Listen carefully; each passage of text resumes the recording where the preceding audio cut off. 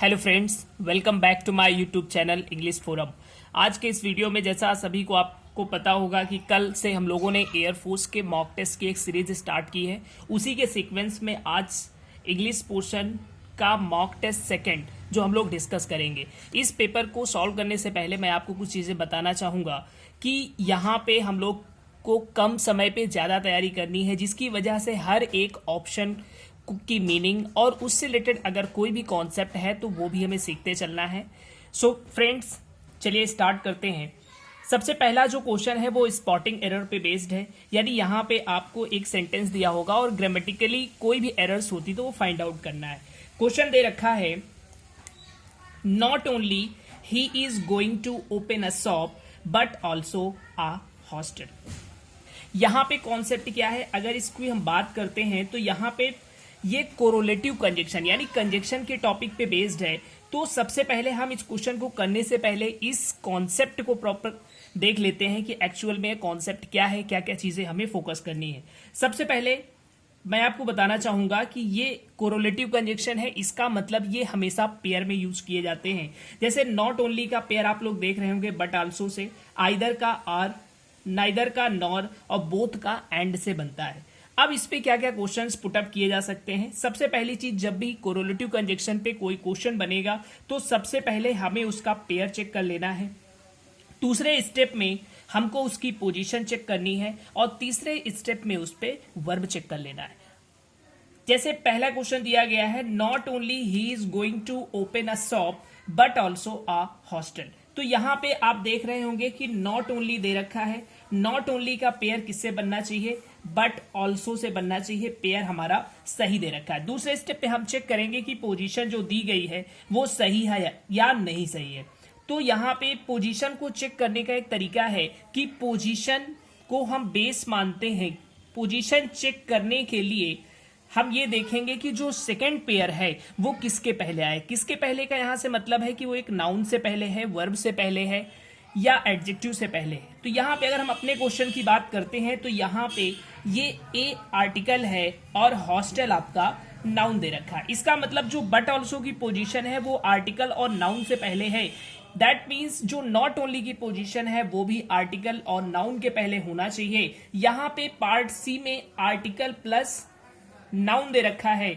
इसका मतलब कि नॉट ओनली की पोजीशन ओपन के जस्ट बाद और आ शॉप से जस्ट पहले होनी चाहिए। बट अपने क्वेश्चंस में जो नॉट ओनली की पोजीशन है वो गलत दे रखी है। सबसे बड़ी जो प्रॉब्लम्स होती है यहाँ स्टूडेंट के पास वो ये होती है कि इतना सब कुछ प्रोसेस करने के बाद भी वो सही आंसर को सिलेक्ट नहीं कर पाते हैं। बहुत सारे लोग आंसर सी देंगे, उनको लगेगा कि यहाँ पे होना चाहिए, बट जो क्वेश्चन कहता है फाइंड आउट एरर्स। आपको एग्जैक्ट नहीं बताना सही होने के बाद कहां पे क्या सिचुएशन बनेगी, गलत कहां पे है, एरर्स कहां पे है, तो आंसर क्या होगा, ए पार्ट। इसी कॉन्सेप्ट पे कुछ क्वेश्चन और मैं लेकर आया हूं आपके लिए। जैसे यहां पे आप लोग देख रहे होंगे, neither the teacher nor the students was present. Same step follow करना है। पहले पेयर चेक करेंगे। नाइदर का पेयर नॉर से बनना चाहिए, नॉर से ही दे रखा है। दूसरे स्टेप में हम लोग पोजीशन चेक करेंगे। नॉर किसके पहले है, students. That means as a subject, एक सब्जेक्ट के पहले दिया गया है। तो नाइदर भी टीचर से पहले दिया गया है, यानी पेयर भी सही है, पोजीशन भी सही है। अब हम लोग वर्ब चेक करेंगे। यहाँ पे नॉर के बाद जो दे रखा है स्टूडेंट्स, ये प्लूरल फॉर्म में है। इसका मतलब वर्ब भी क्या होगी, प्लूरल आनी चाहिए। तो यहाँ पे वॉच की जगह वर्ब का यूज करेंगे। नेक्स्ट क्वेश्चन आप लोग देख रहे हैं, both Ram and his brother did not go there. ये बहुत ही इंपॉर्टेंट क्वेश्चन है और इस पे केवल एयरफोर्स में ही नहीं, एसएससी में भी कई बार क्वेश्चन पूछा गया है। बोथ का कॉन्सेप्ट है कि इसका यूज हम केवल अफर्मेटिव सेंस में करते हैं, नेगेटिव में नहीं करते हैं। अगर नेगेटिव में नहीं करते हैं तो दो के लिए नेगेटिव में हमारा फॉर्मेट नाइदर नार चलता है। तो यहाँ पे हम देखते हैं, अगर इस सेंटेंस को पूरा करेक्ट वर्जन पे चेंज करना है तो कैसे करेंगे, neither Ram nor his brother. अब यहाँ पे ये क्या है, अफर्मेटिव में करते हैं तो डिड नॉट गो, ये पास्ट इंडेफिनिट का नेगेटिव है। इसका मतलब वहां पे अफर्मेटिव फॉर्मेट आना चाहिए। तो इस पूरे फॉर्मेट की जगह हम लोग वेंट का यूज करेंगे। तो पूरा हमारा जो करेक्ट क्वेश्चन हुआ, neither Ram nor his brother went there. Next question है, he will either do the work else return the money, same format either आया है, आइदर का पेयर किससे बनना चाहिए, और से बनना चाहिए, लेकिन अपने क्वेश्चन में एल्स दे रखा है, इसका मतलब हमें यहीं पे एरर मिल गई। सो फ्रेंड्स, एक क्वेश्चन के थ्रू हम लोगों ने कोरिलेटिव कंजक्शन से रिलेटेड सभी कॉन्सेप्ट सीखे हैं। एक बार मैं शॉर्ट में इसको फिर से रिवाइज करा देता हूं कि जब भी not only but also, either, और, नाइदर, नॉर पे क्वेश्चन आता है तो सबसे पहले आपको पेयर चेक कर लेना है, उसके बाद पोजीशन चेक करना है और फिर वर्ब चेक करना है। पोजीशन और वर्ब को चेक करने के लिए हम लोग जो सेकेंड पेयर है उसको बेस मानेंगे, उसी के हिसाब से हम लोग आगे वर्ब यूज करते हैं। चलिए देखते हैं अगला क्वेश्चन। आज के सेट का दूसरा क्वेश्चन दिया गया है, एरर बतानी है। आइदर यू और your brother must went there. अभी हम लोग कोरिलेटिव कंजक्शन डिस्कस कर चुके हैं। आइदर दे रखा है, आइदर का पेयर किससे बनना चाहिए, और से बनना चाहिए, पेयर भी सही है। नेक्स्ट स्टेप पे हम लोगों ने पोजीशन चेक किया और योर ब्रदर यानी एज अ सब्जेक्ट की तरह आया है, तो आइदर की पेयर पोजीशन भी यू के पहले दे रखी है, जो कि सही है।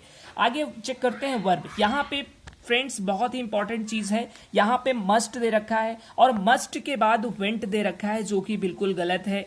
क्यों? रीजन ये है कि ये भी मस्ट एक मॉडल्स है। अब मॉडल के बाद हमेशा हम वर्ब की फर्स्ट फॉर्म यूज करते हैं, इस पे कोई भी वर्ब की फॉर्म चेंज नहीं करते हैं। जैसे आप मॉडल्स की बात करते हैं तो यहाँ पे कैन हो गया, could, may, might, will, would, shall, should, use to, ought to, etcetera. These are models. इनका कॉन्सेप्ट ये है कि केवल यूज और ऑट दो मॉडल ऐसे हैं जिनके साथ हम 2+V1 का यूज करते हैं। बाकी जितनी भी रिमेनिंग मॉडल्स हैं सभी के साथ केवल और केवल V1 का यूज करेंगे। तो यहाँ पे वेंट की जगह गो होना चाहिए। नेक्स्ट क्वेश्चन जो है वो फिल इन द ब्लैंक्स पर बेस्ड है, इस पे हम लोग क्वेश्चन करने वाले हैं। क्वेश्चन है द प्रिंसिपल वॉज अनॉयड, उसके बाद ब्लैंक दे रखा है माई अब्सेंस। अनॉय, अब यहाँ पे आपके लिए ऑप्शन देना है एट, विद, ऑफ या फिर टू। डियर फ्रेंड्स, यहाँ पे हम लोग एंग्री, एनॉय और इनरेज, इन तीनों का मतलब होता है गुस्सा होना। तो इन तीनों का एक जैसा कॉन्सेप्ट है, इसलिए हम सभी को एक साथ करने वाले हैं कि अगर इन वर्ड्स का यूज या इनकी किसी भी फॉर्म का यूज पर्सन के लिए करेंगे तो हमें विद प्रपोजिशन का यूज करना है, और अगर थिंग्स के लिए किया गया है तो एट का यूज करेंगे। यहाँ पे my absence consider as a thing, ये एक थिंग्स की तरह कंसीडर किया जाएगा। अगर थिंग्स की तरह है तो यहाँ पे आंसर क्या होना चाहिए, एट का यूज करना चाहिए। Answer will be A part. Next question है देयर इज अ ट्रीटी, उसके बाद ब्लैंक दिया गया है द 4 ग्रेट नेशंस। ट्रीटी का मतलब होता है संधि या समझौता। बहुत ही यूनिक क्वेश्चन है, बहुत लोग इसका आंसर अमंग देने वाले होंगे। यहाँ पे कॉन्सेप्ट ये है कि जनरल कॉन्सेप्ट की अगर बात करते हैं तो फॉर टू के सेंस में हमें बिटवीन का यूज करना है, मोर देन टू के सेंस में अमंग का यूज करना है। एक बहुत ही स्पेसिफिक केस है जब यहाँ पे क्या होगा कि दो से अधिक चीजें होंगी लेकिन उनपे आपस में रेसिप्रोकल रिलेशनशिप, यहाँ पे आप लोग देख रहे होंगे रेसिप्रोकल रिलेशनशिप का अगर सेंस होगा तो वहां पे हमें अमंग का यूज नहीं करना, बिटवीन का यूज करना है। अब थोड़ा सा डिस्कस कर लेते हैं कि रेसिप्रोकल रिलेशनशिप का मतलब क्या है। सपोज करिए कि ये एक ट्रीटी है, इस पे आपकी 4 कंट्री अटैच है। अब कोई भी समझौता है 4 देशों के बीच में है, यहां पे रेसिप्रोकल रिलेशन का मतलब यह है कि अगर किसी एक ने भी उसको मानने से इनकार कर दिया तो पूरा का पूरा जो ट्रीटी है या अलायंस है वो डिसॉल्व हो जाएगा। तो ये बहुत ही स्पेसिफिक क्वेश्चन है, बहुत ही इंपॉर्टेंट क्वेश्चन है। तो यहाँ पे क्या करना है, अमंग का यूज बिल्कुल गलत है, यहाँ पे हमें बिटवीन का यूज करना चाहिए। नेक्स्ट क्वेश्चन है goats are sacrificed at the blank of goddess Kali. यहां पे आपको क्या किया गया कि जो बकरी है उसकी बलि दी जाती है मां काली के सामने, देवी काली के सामने। उसके पास एक ऑप्शन दे रखे हैं alter, alter, gate and not means यहां पे नन ऑफ दीज का है। तो यहां पे अल्टर का मतलब होता है चेंज यानी बदलना, और इस अल्टर का मतलब होता है वेदी यानी जहां पे हम लोग पूजा करते हैं। तो यहां पे सेंस किसका है, बदलने से, चेंज करने से कोई सेंस नहीं है। तो यहां पे आंसर क्या होना चाहिए, बी। मैं आपको याद करने के लिए एक बहुत ही आसान सा तरीका बता रहा हूं। यहां पे ALTER स्पेलिंग है और यहां पे ALTAR है, बोथ आर साउंड सिमिलरली। तो यहां पे जो ई दे रखा है, ई को आपको रिलेट कर लेना है एक्सचेंज से। तो आपको अगर ये वर्ड याद रहेगा तो इजिली दूसरा इसका पेयर वर्ड आपको याद रहेगा। नेक्स्ट क्वेश्चन दिया गया है राम स्टूड ब्लैंक दिया है हिम इन हिज डिफिकल्टीज। तो यहां पे क्या करना है, बाई प्रपोजिशन, फॉर, अगेंस्ट या फिर अप। यहां पे जो स्टूड है ये स्टैंड की सेकेंड फॉर्म है। अगर हम स्टैंड बाई की बात करते हैं तो स्टैंड बाई का मतलब होता है सपोर्ट, स्टैंड फॉर का मतलब होता है पक्ष लेना, और इसका मतलब होता है विरोध करना, और स्टैंड अप का मतलब होता है खड़े होना। सो फ्रेंड्स, यहां पे आपको काफी हद तक क्वेश्चन समझ में आ गया होगा कि राम उसकी मुसीबत में हमेशा उसका सपोर्ट करता है, हेल्प करता है। तो यहां पे आंसर क्या होगा, स्टैंड बाई। स्टैंड बाई बहुत ही इंपॉर्टेंट फ्रेजल वर्ब है और इस पर कई बार क्वेश्चन पूछे जा चुके हैं। नेक्स्ट क्वेश्चन टाइप पे हम लोग बढ़ते हैं। यहां पे आपको एक कंपैरेटिव वर्ड दिया गया है, उसको सेलेक्ट करना है कि which one of the correct comparative words of this question. Question दिया गया एज प्राउड एज, हमें प्राउड या गर्व या घमंड किसकी तरह फील करना चाहिए, एक डॉग की तरह, फिश की तरह, बैट की तरह, बैट मीन्स होता है चमगादड़, या फिर पिकॉक की तरह। तो here right answer is D part, peacock. Next question आपका इडियम्स का है। क्वेश्चन दिया गया है make a mountain of a मोले हिल। यहां पे इसका मतलब होता है राई का पहाड़ बना देना। राई का पहाड़ बनाने से मतलब है कि बहुत छोटी चीज है उसको आप बहुत ज्यादा बढ़ा चढ़ा के बताते हैं। तो यहां पे हम देखते हैं एग्रीगेट। एग्रीगेट का मतलब होता है जोड़, कंप्लीटली। जैसे आप लोग जब फॉर्म सबमिट करते हैं तो वहां पे दो तरह से परसेंटेज कंसीडर किया जाता है। एक आपका एग्रीगेट परसेंटेज, दैट मीन्स पूरा परसेंटेज कितना है, और पीसीएम का, पीसीएम मीन्स फिजिक्स, केमिस्ट्री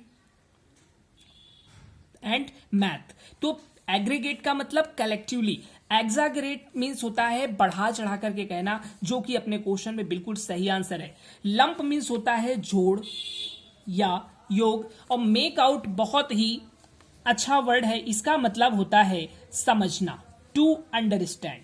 तो मीनिंग पता होने के बाद आप लोग समझ गए होंगे कि आंसर क्या होगा, बी पार्ट होगा, एग्जैगरेट। नेक्स्ट क्वेश्चन जो है वो सिनोनिम्स पे बेस्ड है। सिनोनिम्स का जो वर्ड दिया गया है डिवोटी। डिवोटी का मतलब होता है भक्त। अब हम लोग ऑप्शन पे देख लेते हैं। डिस्ट्रॉय, बहुत ही इजी वर्ड है। डिस्ट्रॉय का मतलब होता है नष्ट करना। फॉर सेक का मतलब होता है छोड़ना। गिव अप का मतलब भी होता है सरेंडर, छोड़ना। और वोटरी का मतलब होता है भक्त। तो आंसर क्या होगा, सी पार्ट। टेंस है उनकी आपको एग्जैक्ट मीनिंग याद रखनी है, क्योंकि ये वर्ड्स बहुत ही इंपॉर्टेंट हैं और कहीं ना कहीं ये आपके लिए बहुत ही यूजफुल प्रूफ होने वाले हैं। दूसरा क्वेश्चन भी सिनोनिम्स पे है। डिफर। डिफर का मतलब होता है टालना। ऑप्शन की बात करते हैं। स्विफ्ट मीन्स होता है तेज। पोस्टपोन का मतलब होता है टालना। कर्टेल मीन्स होता है कम करना। और डिड्यूस का मतलब होता है निष्कर्ष निकालना। यहां पे अगर ऑप्शन की बात करते हैं, सिनोनिम्स देना है, तो आंसर क्या होगा, सेकंड पार्ट। अब नेक्स्ट क्वेश्चन एंटोनिम्स पे बेस्ड है। विजडम मीन्स क्या होता है, विजडम का मतलब होता है बुद्धिमत्ता, इंटेलिजेंस। पहले मीनिंग देख लेते हैं। टेम मीन्स होता है पालतू। फॉली मीन्स होता है मूर्खता। विजिबल मीन्स दृश्य, जो आपको दिखाई दे। और वायलेंट का मतलब होता है हिंसात्मक। यहां पे आप लोग देख रहे होंगे ये अपने आप में जितने भी वर्ड्स हैं ये भी क्वेश्चन में वन वर्ड्स के फॉर्मेट में कई बार पूछे गए हैं। तो यहां पे विजडम आपको एंटोनिम्स देना है, आंसर होगा फॉली। नेक्स्ट क्वेश्चन है स्टैंड फास्ट। इसका मतलब होता है रुका हुआ, अवरोध। स्ट्रेंज मीन्स अजनबी। फिकल का मतलब होता है चंचल, मीन्स मूविंग कंडीशन पे। स्मूथ चिकना और अनसेफ असुरक्षित। इसका मतलब होता है रुका हुआ। फिकल मीन्स चंचल, तो आंसर क्या होगा, फिकल। नेक्स्ट क्वेश्चन है वन वर्ड सब्स्टिट्यूशन पे बेस्ड है। क्वेश्चन दिया है one who is known for his bad work. जो अपने बुरे कामों के लिए जाना जाता है उसको हम कुख्यात बोलते हैं, जिसको इंग्लिश में बोलते हैं नोटोरियस। इनक्रेडिबल का मतलब होता है that can not B believe, यानी अविश्वसनीय। नेक्स्ट ऑप्शन है Audible, that can be heard, उसको हम ऑडिबल बोलते हैं। और invincible, that can not be defeated, जिसको हराया ना जा सके उसको इनविंसिबल बोलते हैं। तो आंसर होगा नोटोरियस। नेक्स्ट क्वेश्चन दिया गया है that can not seen through. बहुत ही इंपॉर्टेंट क्वेश्चन है। यहां पे जिसको आप जिसके आर पार देखा ना जा सके। यहां पे ऑप्शन है ट्रांसपेरेंट, ट्रांसलूसेंट और ओपेक। ट्रांसपेरेंट होता है पारदर्शक, यानी इसके आर पार देखा जा सकता है। ट्रांसलूसेंट होता है पार्शियली ये ट्रांसपेरेंट होता है। तो ट्रांसलूसेंट और ओपेक का मतलब होता है अपारदर्शक। तो यहां पे तीनों वर्ड बहुत इंपॉर्टेंट है। That can not be seen through, तो आंसर होगा opaque. That can be seen through, तो transparent. That can partially seen through, तो आंसर क्या होगा? ट्रांसलूसेंट। नेक्स्ट क्वेश्चन दिया गया, he has no feelings of, उसके बाद ब्लैंक है कलर। ये कंफ्यूज्ड वर्ड में, यानी आप होमोनिम्स कह सकते हैं। यहां पे ऑप्शन दिया गया है caste, cost, caste and custom. He has no feelings of colour, creed. Creed means होता है धर्म, रिलीजन, और कलर तो हमें यहां पे जाति की सेंस आ रहा है, यानी कस्टम तो बिल्कुल नहीं होगा, रीति रिवाज। यहां पे इस कास्ट का मतलब होता है फेंकना। ये आपका प्राइस, किसी चीज की कीमत कितनी है, और ये आपका जात, तो आंसर होगा सी पार्ट। नेक्स्ट क्वेश्चन दिया गया है, मोहन वॉज, फिर ब्लैंक है, of duties hence dismissed. That means क्या हुआ कि वो बहुत ही लापरवाह टाइप का होगा, जिसकी वजह से उसे डिसमिस कर दिया गया। तो लापरवाह के लिए हम लोग निग्लिजेंट का यूज करते हैं। निग्लिजिबल होता है उपेक्षणीय, मतलब जिस चीज को आप बिल्कुल बहुत ही माइन्यूट होता है, उसको आप काउंट नहीं करते हैं, उसके लिए हम लोग निग्लिजिबल वर्ड यूज करते हैं। वाइज मीन्स होता है बुद्धिमान, और प्रूडेंट मीन्स भी होता है बुद्धिमान।